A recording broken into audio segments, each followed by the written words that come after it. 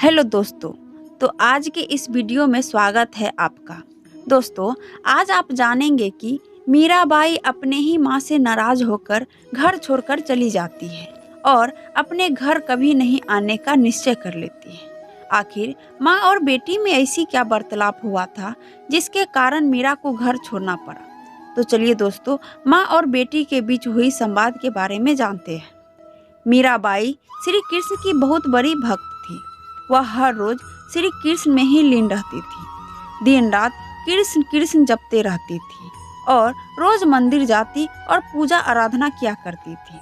एक दिन की बात है, मीरा जब मंदिर जा रही थी, उसी मार्ग में एक छोटा सा बगीचा था। उस बगीचे में परमेश्वर कबीर जी तथा संत रविदास जी सत्संग कर रहे थे। सुबह के लगभग 10 बजे का समय था। मीरा जी ने देखा कि यहाँ परमात्मा जी की कथा चल रही है। मीरा ने सोचा कुछ देर कथा सुन लेते हैं, तब घर जाएंगे। वह कथा सुनने लग गई। कबीर जी बोल रहे थे कि श्री कृष्ण जी यानी विष्णु जी से ऊपर भी एक सर्वशक्तिमान परमात्मा है। उसके बाद मीरा जी ने प्रश्न किया कि हे महात्मा जी, अगर आपकी आज्ञा हो तो मैं इस शंका का समाधान करवाऊं। कबीर परमात्मा जी ने कहा कि प्रश्न करो बहन जी। मीरा बोली कि हे महात्मा जी, भगवान श्री कृष्ण मुझे साक्षात दर्शन देते हैं, मैं उनसे संवाद करती हूँ। कबीर जी ने कहा कि हे मीराबाई जी, आप एक काम करो, आप भगवान श्री कृष्ण से पूछ लेना कि क्या आपसे ऊपर भी कोई परमात्मा है, क्या आपसे ऊपर भी कोई मालिक है। वो देवता है, कभी झूठ नहीं बोलेंगे। मीराबाई ने रात्रि में भगवान श्री कृष्ण जी का आह्वान किया।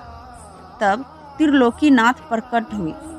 मीरा ने अपनी शंका का समाधान के लिए निवेदन किया कि हे प्रभु, क्या आपसे भी ऊपर कोई परमात्मा है?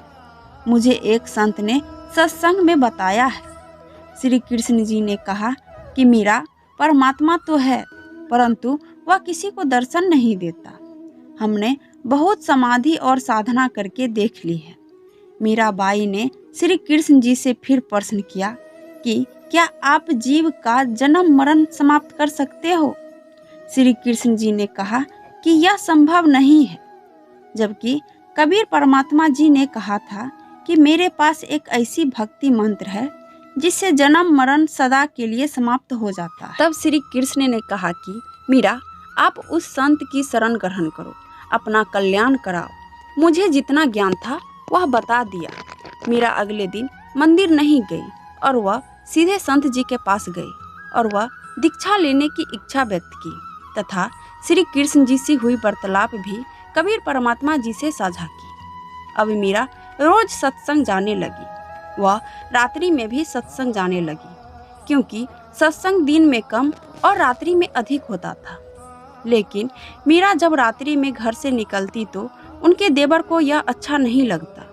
वह सोचा मीरा तो मेरी बात मानेगी नहीं, तो उन्होंने मीरा की माँ को बुलवाया और मीरा को समझाने के लिए कहा। उनके देवर ने कहा कि आपकी बेटी हमारी इज्जत का नाश कर दिया है। मीरा की माँ ने मीरा को समझाया कि देख मीरा, तू सत्संग में जाना बंद कर दे। संसार के व्यक्ति हमारे विषय में गलत बातें करते हैं। मीरा ने कहा, हे माँ, मैं सत्संग जाना बंद नहीं करूँगी। संसार भले ही ईर्ष्या के आग में जलकर मर जाए। माता ने मीरा को भय कराने के लिए बताया कि देख बेटी, जिस रास्ते से तू रात्रि में जाती है, उस रास्ते में सर्प तथा सिंह रहता है, वो तुझे मार देंगे। मीरा बोली, मुझे कुछ नहीं होगा माँ, मेरे गुरुजी इतने सार्थक है कि वे मुझ पर अपना कृपा करेंगे। मीरा की माँ बोली, जहाँ तुम सत्संग सुनने जाती हो वहाँ कुछ युवा भक्त पुरुष भी रहते हैं। अगर वे कहीं तुम्हें ले जाएंगे और गलत कार्य करेंगे तब मेरा क्या होगा? मीरा ने उत्तर दिया कि हे माता, आपके मन में दोष है, इसीलिए आपके मन में ऐसे विचार आए हैं। माता, वे संत भक्त तो मेरे माता पिता के समान हैं, वे ऐसा गलत कार्य नहीं करते।